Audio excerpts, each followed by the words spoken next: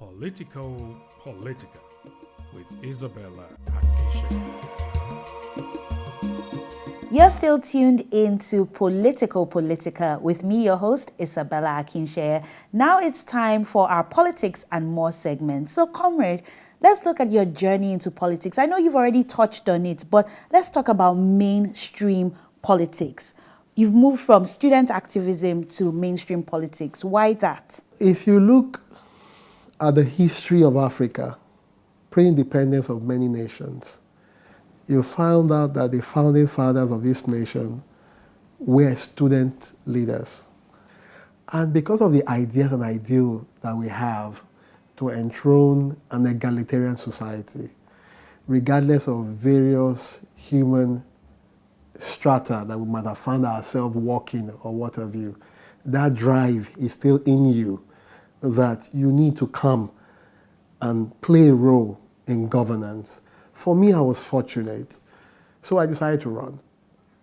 And while running, another opponent heard about my CV, so they just dropped, and I went unopposed. And while I was there, I was called by Senator Tokunbo Afikuyomi to come become the Senior Special Assistant on Student, Youth, and Programs.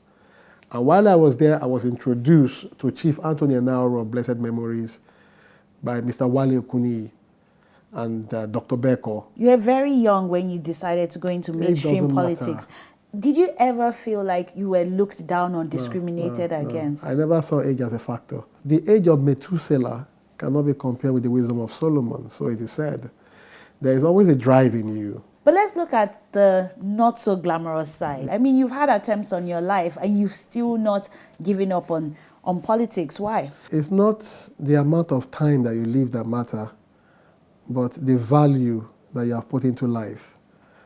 Even while we were in school, we weren't scared about the bullet of the military. The only time you know that you've been hit is when the bullet hits you and you are down and you're not dead. Perhaps you have blisters or you have wounds. Some of my friends have been killed while we were carrying out protests. We'll pick them up. We never left any of our comrades behind. We'll pick them up and continue to run. You know, they would throw tear gas, we'll throw it back. There was a time Daniel Kanu launched Youth Unnecessary Demand for Abacha. SOB, Agumbiade, who is now the majority leader of Lagos House of Assembly and was LASU president, launched YEDA, Youth Unnecessary Demand for Abiola, with one of Abiola's wife, Mrs. Dukmoni Tiri Abiola. We were moving from state to state, campus to campus. I remember that night, we left Lagos with our 1414 bus without a headlamp in the midnight. And we left for Ife, OAU, to have a meeting. And we're using torchlight in the midnight. And suddenly God came to our rescue. The moon was so bright, it was like day. We almost crashed into a tanker, petroleum tanker. And by the time we got to Ife, they unlocked the gate. I came down. If you know the gate of Ife, it's a dwarf gate. It has sickles. I went to open the gate, and the boss came in, and the sickle almost entered my rib. Thank God I could turn quickly, otherwise I would have brought out the whole of my lungs. And we went in. Sometimes we'll go, and the boss will even abandon us. We'll now start ragging in order to get money to come back to Lagos. At times we'll go in the far north, in the desert land, our bus would tumble and fall into a ravine. It happens to me once in Jos, and all of that. So you're not scared of death? The death doesn't come in. Death doesn't come in. Let's talk about your involvement in the APC. Why the APC? I mean, you alluded to the fact that you started very early working for Asiwaju. We were part and parcel of those who founded AD. We were not among those who wrote the manifesto, but we were foot soldiers. We were at the background, while our leaders were at the forefront. And we are children to him. We believe in their drive. We believe in their program. And if not for their program, perhaps Nigeria would have become another Somalia. So would you consider Asiwaju Bola Ahmed Tinubu to be your godfather? Yes, he is. So how do you balance godfatherism and activism? You miss it again. You see, there's nothing wrong with godfatherism. Godfatherism is likened to a mentor.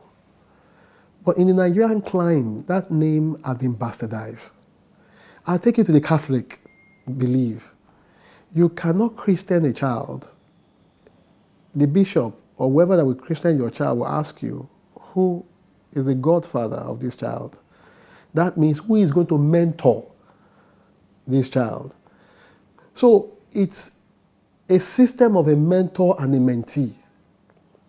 We all aspire. But what happens when you go against your mentor and then the position that you thought was going to be yours is taken away and somebody else comes? No, you can't go against your mentor because there's always room for discussion. It's not possible for you to go against it. So are you saying you've never disagreed with Asiwaju on any issue?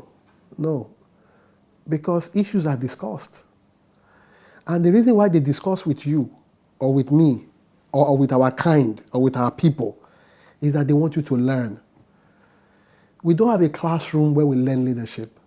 You learn through discussion and you learn through practical attributes and systems in governance. There's a difference between political studies in school and political reality. Then some will say they're just cloning another Asiwaju Bola Ahmed Tinubu. I'm just making... And so what is wrong in that? So where does the independence of mind, independence of thought come in? The independence of thought is always there because I say we discuss.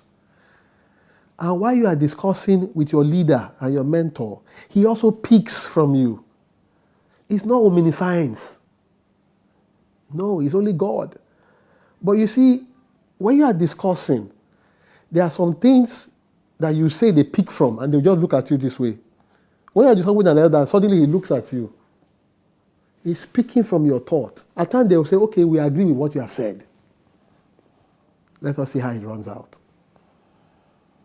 And remember that the fact that you are discussing does not give you the temerity for you to be rude.